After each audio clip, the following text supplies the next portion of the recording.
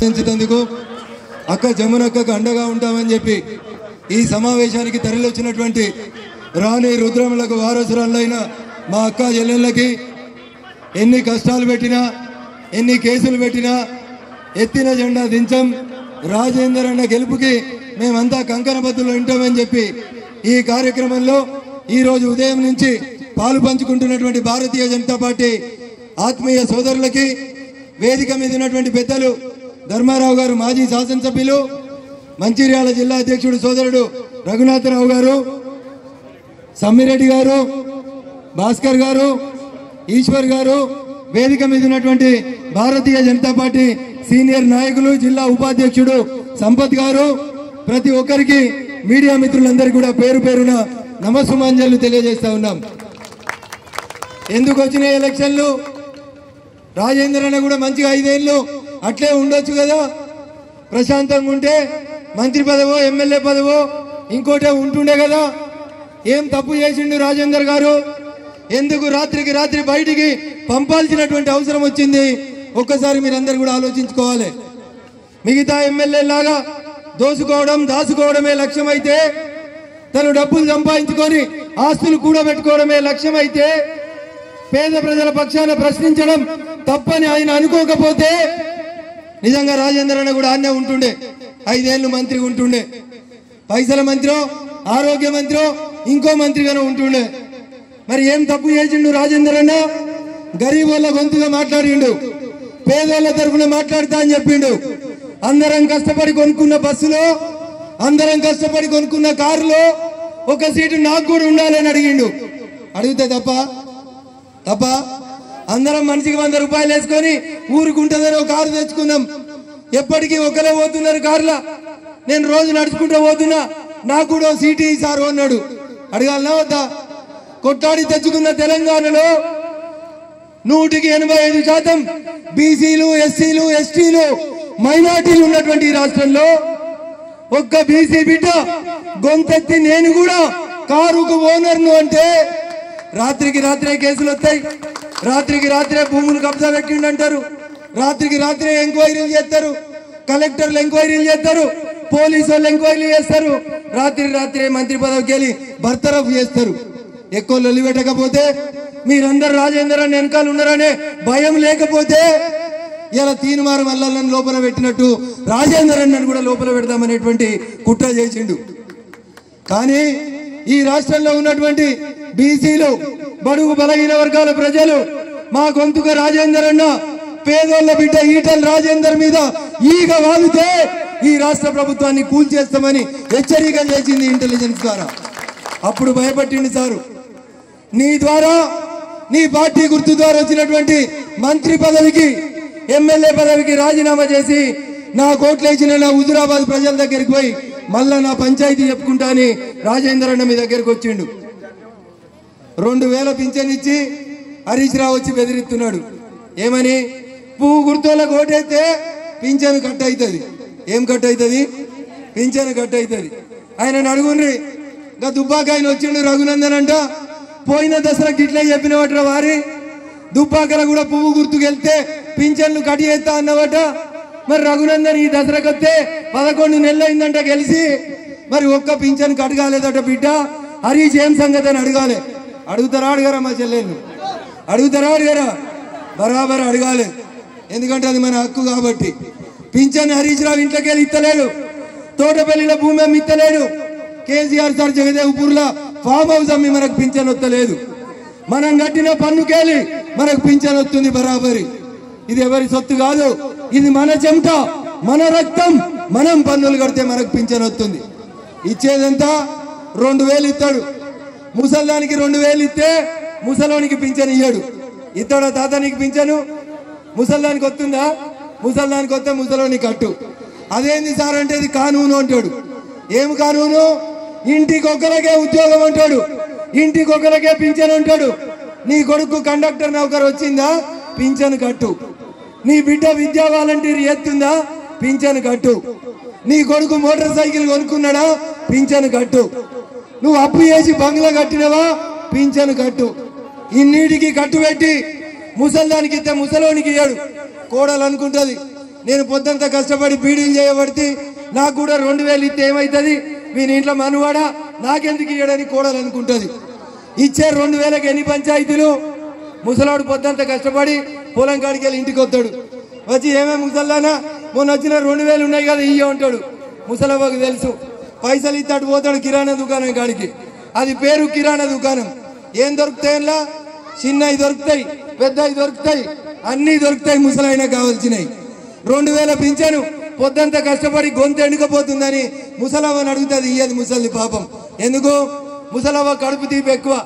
బిడ్డనో మనమడో మన్మరాలు వస్తారు, బతుకమ్మకో దసరాకు వస్తే ఇంత జాకెట్ బిడ్డనో డ్రెస్ కొనిద్దాం, మన్మరాలకో మనమనుకొని ముసలి బొట్లే గట్టిగా దాచిపెట్టుకుంటే వంగబెట్టి 2 గుద్ద ఆయన ఎత్తుకపోతాడు ముసలోడు. ఇచ్చిన 2000కి ముసలవ్వకి ఏం మిగిలినాయి అంటే 2 గుద్దులు మిగిలినాయి తప్ప 2000 మిగిలలే. అంతేనా ముసలైనా? మరి ఇక బెల్ట్ షాపే ఊర్లో లేకపోతే, ఇంకా మందుల దుకాణమే ఊర్లో లేకపోతే ఆ ముసలవ్వకి కష్టం ఉండేది కాదు కదా. ఒక్కసారి ఆలోచించాలి. ఇక వెనక కోడలు కూర్చొని చూస్తుంది, ఎందుకు ఈ ముసల్దానికి ఇది అన్ని కొంచెం బిడ్డకే పెడుతుంది, నాకు ఒక్క పైస ఇయ్యది, ఇది పోతేనే నాకు పింఛన్ వస్తుందట, ఇది ఎప్పుడు పోతుందని అది ఎదురు చూడాలి కోడలు. అంటే కోడలు అత్తయ్య సాగాలని కోరుకునేటువంటి పరిస్థితి వచ్చింది. దేనికోసము? 2000కి. ఎన్ని లక్షలు ఇస్తాడు సారు? 2000 ఇస్తాడు సారు. ఇక సారు ముచ్చట చెప్తా. సారు జీతం 5 లక్షలు. ఎంత? 5 లక్షలు. ప్రధానమంత్రి కూడా అంత జీతం ఉండదు. సార్ అంటే ఎవరు అనుకుంటున్నారు? ఎవరు? ఇట్లా ఇట్లా చూస్తాడు చూడు సారు. ఎవరా సారు? ఈ టైంలో ఏం చేస్తున్నాడు సారు? ఏం చేస్తున్నాడు? కొబ్బరి నీళ్ళు తాగుతున్నాడు 4 దోస్తులు కూర్చోబెట్టుకొని. కేసీఆర్ సారు. కేసీఆర్ సారు జీతం 5 లక్షలు. ఎంత? 5 లక్షలు. ప్రధానమంత్రి జీతం 3 లక్షలు అయితే కేసీఆర్ సార్ జీతం 5 లక్షలు. ఈ దేశంలో ఏ ముఖ్యమంత్రి తీసుకోడు. ఎందుకంటే సార్ బాగా చదువుతాడు కదా. పొద్దుగాల 6ంటికి లేస్తాడు సార్ మబ్బుల. బ్రహ్మ పుట్టిన టైం కాబట్టి మబ్బులు లేచి ఇక చదువుతూనే ఉంటాడు సారు. ఎన్ని పుస్తకాలు చదివిండు తమ్మి? 80,000 పుస్తకాలు చదివే సారు. మా చెల్లెకు 3,000 ఇయ్యి డిగ్రీ పాస్ అయిందంటే మాత్రం ఇత్తలేడు. ఇస్తున్నాడా? సారుకో ఉద్యోగం 5 లక్షలు.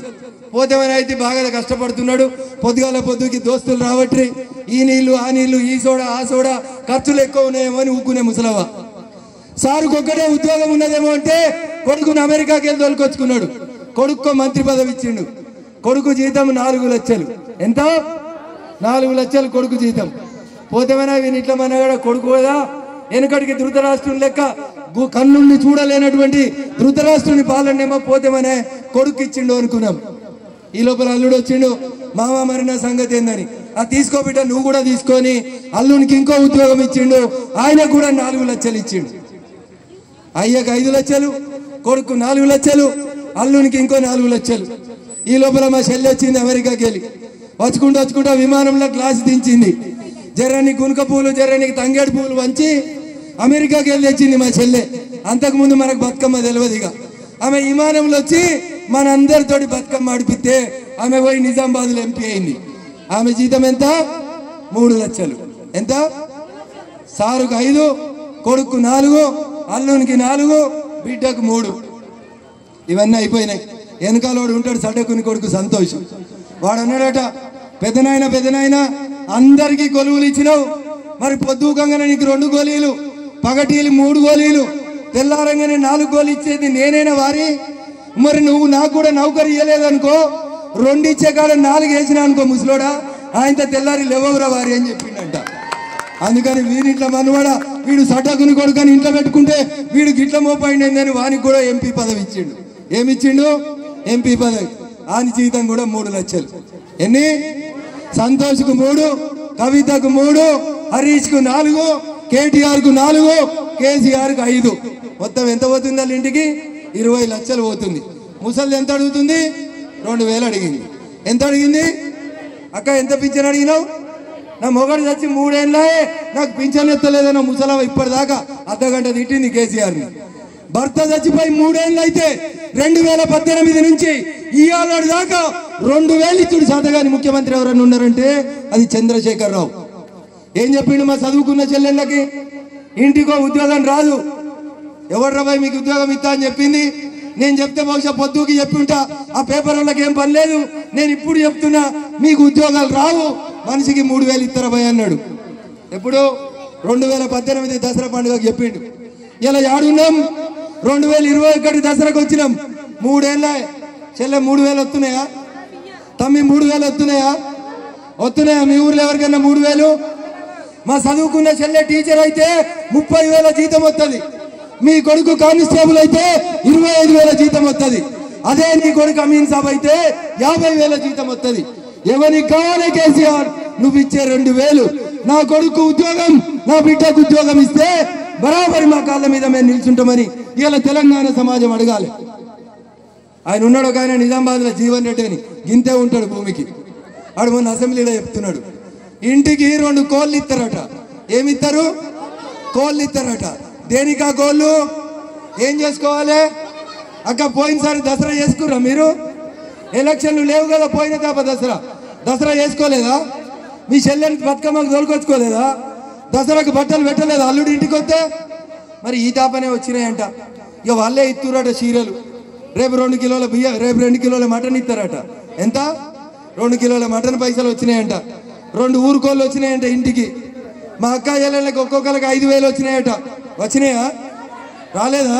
వాళ్ళు దాచుకున్నారు. కారు వాళ్ళు ఉన్నారు కదా, వాళ్ళ ఇంట్లో దాచుకున్నారు. రేపు పొద్దుగాల పోయి నిల్చోబెట్టి వసూలు చేయాలనా వద్దా?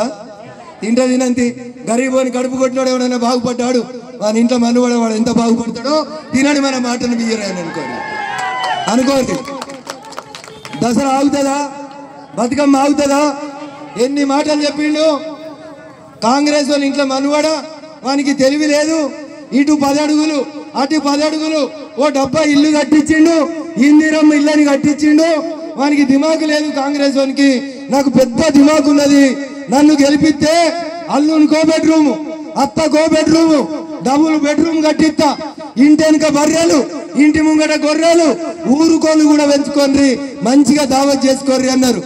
అక్క మీ ఊర్లో ఇల్లు వచ్చిందా? ఒక ఇల్లు వచ్చిందా? దానికి ఆయన సిద్దిపేట ఆయన చెప్తున్నాడు, రాజేందర్ ఇల్లు కట్టియలే. ఏడికెళ్ళి కట్టిస్తాడు రాజేందర్? పైసలన్నీ గజ్వేల్కి పోతాయి, పైసలన్నీ సిద్దిపేటకు పోతాయి, పైసలన్నీ సిరిసిల్లకు పోతాయి. నెంబర్ 2 అయిన రాజేందర్కే, ఆర్థిక మంత్రి ఆరోగ్య మంత్రి ఉన్న రాజేందర్కే పైసలు ఇవ్వకపోతే రేపుగా గెలిచిన గెలితే ఏమైనా పైసలు వస్తాయా? ఈడికే 102 మంది ఉన్నారు. ఆడ ఎంతమంది ఉన్నారు? మందల 102 ఉన్నారు. ఈయన గెలితే లైన్లో పోయి ఏడ నిల్చోవాలి? 103 కాడ నిల్చోవాలి. కనబడతాడా మరి మన సీనన్న? 103 వెనకాల నిలబడతా కనబడతాడా? సీనన్న వంత వచ్చే వరకు మళ్ళీ ఎలక్షన్లు అయిపోతాయి. అందుకని ఒక్కసారి ఆలోచించుండ్రి. 100 మంది కౌరవులలో 101 పంపిస్తే ఏమొచ్చేది లేదు. దుబ్బాకలో నేను గెలిస్తే కేసీఆర్ ఫామ్ హౌస్లోకి వెళ్ళి బయటకు వచ్చిండు. ఏం కావాలని అడుగుతున్నాడు. నిన్ను ఇవాళ ఊర్లో పట్టి తిరుగుతున్నాడు. రేపు రాజేందర్ అన్న గెలిస్తే 57 ఏళ్ళకి రావాల్సిన పింఛన్ ఇంటికి వస్తుంది. 3,000 రూపాయలు మన నిరుద్యోగులకు వస్తుంది. ఇలా దళిత బంధు వచ్చింది, 10 లక్షలు వచ్చినాయి. ఎట్లొచ్చినాయి 10 లక్షలు? ఎట్లొచ్చినాయి? రాజేందర్ అన్న రాజీనామా చేస్తే వచ్చినాయి. చింతమడకల ఇంటికి 10 లక్షలు ఇచ్చిండు. కేసీఆర్ ఇచ్చిండా? మరి ఇవాళ వద్దా? అక్క వద్దా నీకు 10 లక్షలు? అప్పుడు ఏరు ఒక్కళ్ళకు కూడా మా అక్క చెల్లెళ్లకు మెడల మాసం బంగారం లేదు. దళిత సోదరులకి 10 లక్షలు ఇస్తే మేము వద్దంటలేం. కానీ మా గరీబ్ అక్క చెల్లెళ్ళకు కూడా 10 లక్షలు రావాలన్నా వద్దా? అప్పుడు ఏరు పైసలు కావాలంటే గట్టిగా చేతులు కొట్టి చప్పట్లు కొట్టాలి. గట్టిగా చెప్పుర్రి అన్న పైసలు వద్దా? వెనకాల ఉన్న వాళ్ళకి నేను చూస్తున్నా. రేపు రాజేందర్ అన్న గెలిచినాక మళ్ళీ మేము మొత్తం 10 లక్షలు తీసుకొని అప్పుడు ఎవరు సపోర్ట్లు కొట్టిర్రో ఎవరు సపోర్ట్లు కొట్టలేదో నాకు జర కళ్ళు తేజుకుంటాయి. ఇంకా అద్దాలు గిద్దాలు ఏం రాలేదు. అందుకని బిడ్డ అందరు సపోర్ట్లు కొట్టకపోతే రేపు మళ్ళీ 10 లక్షలు రావు. కొడతావా అన్న? మా అన్న మంచోడు, గట్టి కొడుతున్నాడు. అవ్వ పింఛన్ వస్తుందా? ముసలాయనకు వస్తుందా? చచ్చిపోయిండు. మీ ఇద్దరికి వస్తలేదా? ఇగో ఇది పంచాయతీ. ఈ పంచాయతీలో ఒక్కసారి ఆలోచించుండ్రి. రాజేందర్ అన్న ఎందుకు బయటికి వచ్చిండు? ఎందుకు రాజేందర్ అన్న మీద కేసులు పెట్టిర్రు? తెలంగాణ ఉద్యమంలో జై తెలంగాణ అన్నందుకు కేసులు పెట్టిర్రా? ఎవరు గంగుల కమలాకరు, ఎవరు ఎర్రవెల్లి, ఎవరు నల్లవెల్లి, ఎవరు మోతుకుపల్లి, ఎవరు వీళ్ళంతా మనం జై తెలంగాణ అంటే గుత్ప కట్టెలు పట్టుకొని మనం మీదకి వచ్చిన దొంగలు. గాళ్ళని తీసుకొచ్చి ఇలా జై తెలంగాణ అన్న రఘునందన్ ను ఏడాది కింద పంపించారు. రాజేందర్ను 6 నెలల కింద పంపించారు. హరీష్ అన్న బాగా ఎగురుతున్నావంట, 6 నెలలు అయినాక నిన్ను కూడా అవతల పెడతారు. అప్పుడు మళ్ళీ హరీష్ రాయిని గెలిపిరని మళ్ళీ మనమే పోరగాళ్ళం అందరం తిరగాల్సి వస్తుంది. తెలంగాణలో సామెత ఉంటుంది, పొట్టంతల పొడుగోడు కొడితే పొడుగంతలు ఎవరు కొడతారవ్వా? ఎవరు కొడతారు? పోషవ్వ కొడుతుంది. కొడుతుందా? బాగా ఎగురుతున్నావంటే హరీష్ అన్న జాగ్రత్తగా ఉండు బిడ్డ.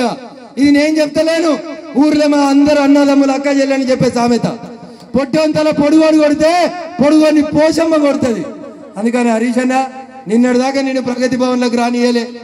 ఇట్లా వెనుక బొమ్మ పెడితే బొమ్మలని బొమ్మ లేదు, మంత్రి పదవి లేదు, ఏదో చేసి ఆగమాగం చేసి మొన్న ఏదో మంత్రి పదవి ఇస్తే ఎగిరెగిరి పడుతున్నాడు. మా దుబ్బాకలో ఎగిరి పడ్డాడు. మా అక్క చెల్లెలు కొట్టిరు బట్టలు సాకలు బండ కొట్టినాడు, కొట్టిరు దుబ్బాకల. మా వాళ్ళు కూడా ఇట్లే గరీబ్ వాళ్ళు బాగా బెదిరించారు పోలీసు వాళ్ళు. ఇక బెదిరించారంటే అగ బెదిరించారు. ఈడ కూడా జమ్మికుంట సిఐ సాబ్ బాగా భయపట్టిస్తున్నాడంట. సార్ ఇది పట్నం కాదు, పల్లెటూరు. మా అక్క చెల్లెళ్ళ కోపం వస్తే నీ జేబుల తుపాకీ పనిచేస్తుందో చేయదో నాకు తెలియదు, కానీ ఇంట్లోకి వెళ్ళి షాటలు చీపీర్లు కారం పొడి తీసుకొని వచ్చి నిజాం నవాబును బగాయించినట్టు బగాయిస్తాం సార్. యాదికి పెట్టుకో, తెలంగాణ పౌరుషంతో బతుకుతున్నటువంటి గడ్డ. నాటి నిజాం నవాబు దగ్గర నుంచి నిన్నటి దాకా నక్సల్స్ ని ఎదిరించి తరిమినటువంటి గడ్డ ఈ గడ్డ. బిడ్డకి ఉడతా ఊపులకి ఎవడు భయపడ్డాడు. రాజేందర్ అన్న ఒక్కడు కాదు, కేసీఆర్ కింతంత చిట్కనేలంత ఉంటాడు. ఒక్క ముఖ్యమంత్రి 10 జిల్లాలను పాలించే నీకే గంత ఫకరుంటే 736 జిల్లాలు కాశ్మీర్ నుంచి కన్యాకుమారి దాకా 18 మంది ముఖ్యమంత్రులు మేమందరం దిగుతే మేమందరం భయపట్టేయాలనుకుంటే మా బీజేపీ కార్యకర్తలు గట్టిగా సప్పుడు కొడితే సారు ఫామ్ హౌస్ లో పోయి దుప్పటి కప్పుకొని పడుకుంటాడు. యాది కొంచుకోమని చెప్పి తెలియజేస్తూ టైం అయిపోయింది. ఇంకా బాగా మాట్లాడాలని ఉంది, ఇంకా చాలాసేపు మాట్లాడాలని ఉంది. కానీ జమ్మికుంట సిఐ సాబ్ చూస్తున్నాడు. వీడు రఘునందన్ దుబ్బాకేలు వచ్చి బాగా తిడుతున్నాడు నన్ను, మా డిఎస్పీని. వీడు దొరకడా ఈ 10 రోజులలో వీని సంగతి చూస్తా అనుకుంటున్నాడు డిఎస్పీ సాబును, మీ జమ్మికుంట సిఐ సాబ్. ఆయనకు చెప్పుర్రి యాడున్నాడో సారు. సివిల్ డ్రెస్సులు ఉన్న మా పోలీస్ అన్నలకు కూడా చెప్తున్నాం, ఇదే తెలంగాణ విమోచనం జరగాలని కామారెడ్డిలో చచ్చిపోయిన కానిస్టేబుల్ కిష్టయ్య, ఆ కిష్టయ్య సాక్షిగా చెప్తున్నాం, మేము తెలంగాణ పోలీసులకు వ్యతిరేకం కాదు. కానీ కాకి డ్రెస్ మర్చిపోయి గులాబీ డ్రెస్ వేసుకున్నామని ఎవరన్నా పనిచేస్తే ఈటికా జవాబ్ జరూర్ పత్తర్ సే దేంగా అనేది గుర్తుపెట్టుకో బిడ్డ. ఇవాళ మేము ఇద్దరం ఉండొచ్చు బిడ్డ, మేము ఇవాళ ఇద్దరమే ఎమ్మెల్యేలు ఉండొచ్చు. ఇవాళ ఇప్పుడు మనం చీకట్లు ఉండొచ్చు, అమెరికా తెల్లారింది, వెలుతురులు ఉంది. సిఎస్ఆర్ యాదుకుంచుకో, 2 ఏళ్ల తర్వాత ఈ గడ్డ మీ దగ్గరేది కాషాయం జెండానే గుర్తుంచుకో. ఇలా రాజేందర్ అన్న గెలుస్తాడు. 2023లో ఈ రాష్ట్రంలో భారతీయ జనతా పార్టీ అధికారంలోకి వస్తుంది. నీలాంటి సిఐలు, నీలాంటి డిఎస్పీలు ఊరుకొక్కడొచ్చినా మా తెలంగాణ పౌరుషానికి ఎదురొడ్డి నిల్చోలేడని చెప్తున్నాం. నువ్వు నన్ను బెదిరిస్తే కూడా గదే కేసు అవుతుంది సిఐ సాబ్, నేను నిన్ను బెదిరిస్తే కూడా గదే కేసు అవుతుంది. వకాలత్ చదువుకొని వచ్చిన వకీల్గా చెప్తున్నా. అందుకని బీజేపీ నాయకులని, బీజేపీ కార్యకర్తలని పొద్దుకి ఇంటికి పోయినాక భయపట్టిస్తాం అనుకుంటే బరాబర్ లెక్క చెప్తాం. మా దుబ్బాకలు ఎట్లా చెప్పినవో కరీంనగర్ లో కూడా చెప్తాం. కరీంనగర్ సిపి మీద కూడా కంప్లైంట్ పెడతాం, ఎన్నికల సంఘానికి ఫిర్యాదు చేస్తాం. మా రాష్ట్ర పార్టీ అధ్యక్షుడు బండి సంజయ్ మీద చేసుకున్న ఆయన అప్పుడు రామగుండం సిపి గుండే. ఇలా గాయనం తెచ్చి కరీంనగర్ సిపి ఎట్లా పెడతాడో ఎన్నికల సంఘాన్ని బరాబర్ అడుగుతాం. బండి సంజయ్ మీద చేసుకున్నాడు ఇలా కరీంనగర్ సిపి ఉంటే ఎలక్షన్ ఎట్లా జరుగుతుందో మేము కూడా ఎన్నికల సంఘాన్ని అడుగుతాం, బరాబర్ నిలదీస్తాం. ఉడతా ఊపులకు ఎవడు భయపడ్డాడు. ఈడ మీరు 10 మంది కానిస్టేబుల్ వస్తే మేము తెచ్చుకోవాలనుకుంటే ఢిల్లీకి వెళ్ళి ఇటు దాకా సిఆర్పిఎఫ్ వస్తుంది, సిఐఎస్ఎఫ్ వస్తుంది, ఎస్పీఎఫ్ వస్తుంది, చాలా పోలీసు వాళ్ళు ఉంటారు సార్, మీకు లెక్కలు చెప్పాల్సిన అవసరం లేదని చెప్పి తెలియజేస్తూ భారతీయ జనతా పార్టీ నాయకులని, కార్యకర్తలను ఎవడన్నా బెదిరిస్తే బరాబర్ ఈట్ కా జవాబ్ పత్తర్ సే దేంగే అని తెలియజేస్తూ నరేంద్ర మోడీ గారి నాయకత్వం అంటలేరు మీరు కూడా. ఇంత గట్టిగా చెప్పిన దుబ్బాకేలు వచ్చి బాకబల్స్లోని జై ఈటెల కమలం గుర్తుకే నరేంద్ర మోడీ గారి నాయకత్వం, ఈటెల రాజేందర్ గారి నాయకత్వం, కమలం